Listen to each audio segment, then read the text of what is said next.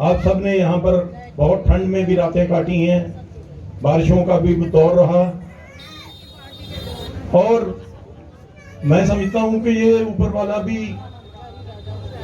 किसानों से उनकी जो सहनशीलता की परीक्षा लेना चाह रहा था, या इस सरकार को बता देना चाह रहा था कि जो किसान यहाँ पर बैठा हुआ है वो रात की सर्दियों में भी अपने गेहूं को पानी लगाता है, अपने खेतों में रहता है, उस वक्त भी उसके ऊपर कोई छत नहीं होती। वो मैं समझता हूं कि भगवान भी सरकार को उस बारिश के माध्यम से बताना चाहता था। मैं समझता हूं कि सरकार की समझ में आ जाना चाहिए था। आज हमारी कोई ऐसी बड़ी मांग नहीं है, हम सब यही चाहते हैं कि जो 3 कानून सरकार ने हम किसानों का नाम लेकर बनाए गए, जो बनाए हुए हैं, और जो कि हमारे किसानों के लिए ना होकर चंद पूंजीपतियों के लिए बनाए गए हैं। हम लोग बहुत समय से एमएसपी, मिनिमम सपोर्ट प्राइस की बात करते आए हैं। सरकार उसको भी बहुत देर से जाके डिक्लेयर करती है, जब गेहूं का सीजन आता है या गन्ने का आता है, बहुत देर में जाके उसको बताती है कि कितना इसका मिनिमम सपोर्ट प्राइस रहेगा। लेकिन आज आप सब लोगों के माध्यम से मैं ये कहना चाहता हूं कि मिनिमम सपोर्ट प्राइस जो है हमारी, कम से कम कितना हमें उसका दाम मिलना चाहिए, इसका तो एक निर्धारण होना ही चाहिए। लेकिन उसके बाद जो भी हमारे प्रोडक्ट जितना भी हम लोग पैदा करते हैं उनको लेकर जब वो मार्केट में बेचता है तो उसका भी एक दाम फिक्स होना चाहिए कि उस दाम से ज्यादा उस चीज को मार्केट में ना बेचा जाए, और अगर उससे ऊपर बेचता है तो उसका अंश उसी मात्रा में, उसी परसेंटेज में किसानों को भी मिलना चाहिए।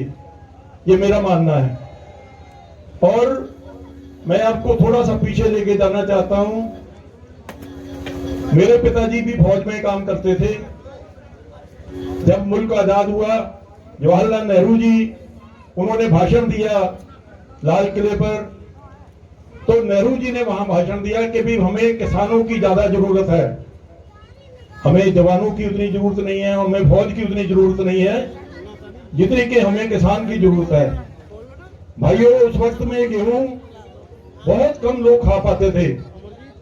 जो हमारे गरीब मजदूर, हमारे गरीब किसान, वो गेहूं पैदा जरूर कर लेते थे, लेकिन मजबूरी में उनको अपना गेहूं जो था वो बाजार में बेचना पड़ता था, क्योंकि उनको अपना गुजारा करने के लिए वो बाजरा की, मक्का की रोटी खाकर भी गुजारा कर लेते थे, लेकिन अपना उगाया हुआ अनाज वो देश के लिए दे दिया करते थे।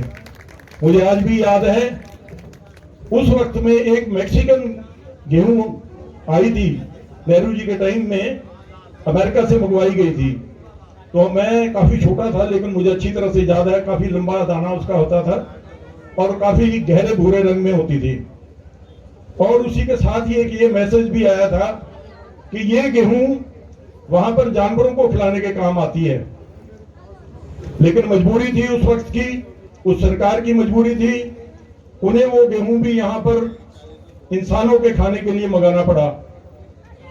नेहरू जी के बाद में लाल बहादुर शास्त्री जी आए, उनको भी पता था कि ये किसान जब तक जिंदा रहेगा हम लोग जिंदा रहेंगे, हमारे किसान जब तक खड़े नहीं होंगे तब तक इस देश की उन्नति नहीं हो सकती। उन्होंने भी जय जवान और जय किसान का नारा देकर, क्योंकि उस टाइम तक 2 लड़ाइयां हो चुकी थी, एक 62 की और 65 की उनके समय में हुई, तो उनको पता था कि जितनी हमारे बॉर्डर पर जवानों की जरूरत है, जितनी अहमियत उनकी है, उससे ज्यादा हमारे किसानों की भी है। इसलिए उन्होंने दोनों को भाई भाई का रूप देकर जय जवान जय किसान का नारा दिया। और इसके बाद जब प्रधानमंत्री श्रीमती इंदिरा गांधी आई, तो उन्होंने भी देखा कि भी और बीच में मैं भूल गया, लाल बहादुर शास्त्री जी के टाइम में उन्होंने सोमवार का व्रत रखने के लिए लोगों को कहा, उस वक्त के प्रधानमंत्री ऐसे होते थे जिनकी बात पे लोग यकीन करते थे और उस पर अमल भी करते थे। मुझे याद है उस टाइम में सोमवार के दिन सभी होटल, जबकि कोई भी व्यापारी जिसका कोई भी होटल हो चाहे कोई व्यापार हो, वो एक दिन के लिए हफ्ते में बंद नहीं करना चाहता, लेकिन उनकी एक बात पर उस वक्त में सभी होटल बंद रहा करते थे। और हमारे जो भारतवासी थे वो उनकी बातों को ध्यान में रखकर सोमवार का व्रत भी रखना चाहते थे और रखते थे। उसके बाद में उन्होंने ये भी कहा कि जो रेल के पटरियां हैं, उस वक्त में बहुत ज्यादा जमीनें रेल की पटरियों के बराबर छोड़ी जाती थी। उन्होंने किसानों से आह्वान किया कि आप इसमें से एक इंच जगह भी मत छोड़िए और जहां तक आप बो सकते हैं इसको बोइए। और उसका नतीजा ये निकला कि हम लोग अपना अनाज जो था वो हिंदुस्तान में पैदा करने लगे और हमें बाहर से अनाज मंगाने की जरूरत नहीं पड़ी, क्योंकि उन्होंने कहा था मैं एक दाना भी बाहर से अनाज का नहीं मंगवाऊंगा, मुझे यहाँ के किसान पैदा करके दें। उस वक्त में किसानों ने इतना उनकी बात का असर उनके ऊपर हुआ कि उन्होंने यहीं पर मेहनत की, दिन रात अपनी जमीनों को और ठीक किया और उसमें उन्होंने अच्छे से अच्छा अनाज, अच्छे से अच्छा बीज डालकर देश के लिए अनाज पैदा किया। मैं ये बातें तब आपको बताना चाह रहा हूं कि भाई ये हमारे जो पुराने प्रधानमंत्री रहे उनके दिलों में किसान के लिए क्या इज्जत होती थी। और आज जब किसान हमारे यहाँ के लोगों के लिए अनाज पैदा करने से ज्यादा बाहर भेजने के लिए भी पैदा करने लग गया है, तो आज के प्रधानमंत्री जी को लगता है कि भूख लगने से हट गई। उनको ये लगने लगा कि आज हम अगर इन किसानों से जमीन लेकर पूंजीपतियों को दे देते हैं तो शायद हमारा किसान जो है वो इनको आराम से अपनी जमीनें दे देगा। माननीय प्रधानमंत्री मोदी जी, आप ये भूल जाइए कि ये किसान अपनी जमीन दे देगा आपको। जमीन हमारी किसानों की मां होती है और मैं समझता हूं कोई भी ऐसा व्यक्ति नहीं होगा जो अपनी मां किसी दूसरे बंदे के हवाले कर दे। इसलिए मैं आप सभी भाइयों से निवेदन करना चाहता हूं कि जैसे भी हम लोग हैं तन मन और धन से, उसी तरीके से हम लोगों को यहाँ पर पूरा सहयोग देना चाहिए। और जो हम लोगों की लड़ाई है मिनिमम फ्रूट प्राइस की, जो कि हमें कम से कम मिलता है, और उसके लिए भी हमें लड़ना है। और ज्यादा से ज्यादा जो जब बेच रहे हैं उसको भी हमें देखना है। आज की तारीख में शिमला से आ रहा है आपका सेब। मैं आप सबसे निवेदन करना चाहता हूं कि अगर हम सेब नहीं भी खाएंगे तो हम मर नहीं जाएंगे। हमें ऐसे अडानियों का उस पर स्टिकर लग के आ रहा है। आज वहां पर पता लग रहा है कि जब अडानी ने वहां के बागों को पहले लेना शुरू किया तो वहां के लोगों का उन्होंने 20 रुपए किलो में सेब लेना शुरू किया था। आज वहां पर 6 रुपए रेट मिल रहा है और जो बंदा उनको नहीं बेचना चाहता उसका सेब वहीं पर सड़कर खराब होता जा रहा है। तो मेरे भाइयों, यही स्थिति हमारे अनाजों की, हमारी सब्जियों की, हमारे फलों की, सभी की होने वाली है। अगर हम लोग आज जैसे किसान जागा हुआ है, लेकिन इसको हमने खत्म नहीं होने देना है। इसमें हम घर भी जा सकते हैं, वापस भी आना है, फिर जाना है, फिर आना है। और ये नहीं कहना है कि हम एक बार हो गए या 2 बार होके चले गए हैं। मुझे लगता है कि इस बारे में हमें ये देखना चाहिए कि यहाँ पर बैठे हुए किसान भाइयों को कितना चंदे की जरूरत है, कितना पैसे की जरूरत है। कोई भी काम बिना पैसे के नहीं चलता, बिना खाने के नहीं चलता। जब तक हम लोगों को यहाँ अनाज खाने के लिए नहीं मिलेगा तो हम बोल भी नहीं पाएंगे, उठ भी नहीं पाएंगे और इनसे लड़ भी नहीं पाएंगे। तो मैं आप सबसे यही प्रार्थना करना चाहता हूँ।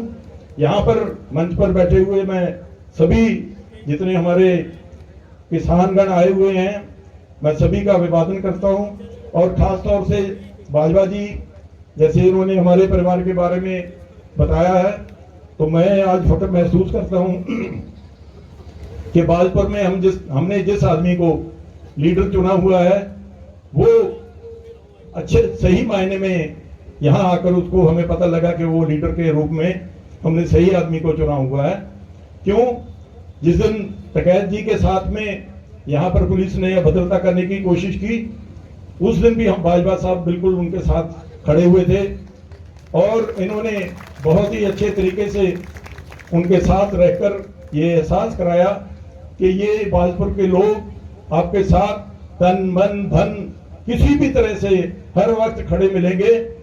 मैं आपको बहुत पुरानी बात बताता हूं। एक बार महेंद्र सिंह टकैत जी वहां बाजपुर के कुछ काशीपुर के किसानों की जमीन सरकार ने छीन ली थी, तो उस वक्त में भी 30-35 हजार बंदा लेकर महेंद्र सिंह टकैत जी काशीपुर में धरना उन्होंने लगाया था और अपनी बातें मनवा कर ही वहां से लौटे थे। तो आज उनके बेटे राकेश टिकैत जी हैं, मैं उनका भी भाषण सुनता रहता हूं। उनकी कोई भी भाषण हम लोग नहीं छोड़ते हैं, चाहे वो किसी भी तरीके से दिया हो, और देखते रहते हैं कि ये व्यक्ति जो आज हमारे किसानों का मुखिया बनकर खड़ा है। मैं समझता था कि शायद महेंद्र सिंह टिकैत जी के बेटों में उतना दम ना हो, लेकिन आज हम ये कह सकते हैं, सीना ठोक के कह सकते हैं कि उनके भीतर भी वही ताकत, वही शक्ति, वही जिगरा ये उनके अंदर भी पूरा भरा हुआ है। इन्हीं शब्दों के साथ मैं बाजवा साहब का और बाकी हमारे किसान जितने भी मंच पर बैठे हुए हैं, यहाँ जितने भी हमारे भाई आके आए हुए हैं, जिन्होंने अपना कीमती समय यहाँ पर दे रखा है, मैं आप सभी का शुक्रिया अदा करना चाहता हूँ और आपसे फिर भी उम्मीद करूंगा कि ज्यादा से ज्यादा लोग यहाँ पर आए रहें और अपने गांव में, अपने पड़ोस में भी सब लोगों को यहाँ आने के लिए उकसाना ही कहूंगा मैं, क्योंकि कई बार ऐसा होता है कि कई लोग हमारे जैसे लोग भी घर बैठे रहते हैं, वो कहता है ठीक है यार बहुत लोग हैं वहां पे, ज्यादा जाके भी क्या करेंगे। लेकिन बिल्कुल सही बात है कि यहाँ बिल्कुल हम लोग संसद के बहुत नजदीक हैं। जब तक हमारी आवाज इनके बहरों के कानों तक नहीं पहुंचेगी, ये लोग नहीं उठेंगे, ना ये जागेंगे और ना ये हम लोगों की बात मानेंगे। धन्यवाद। जय हिंद, जय किसान।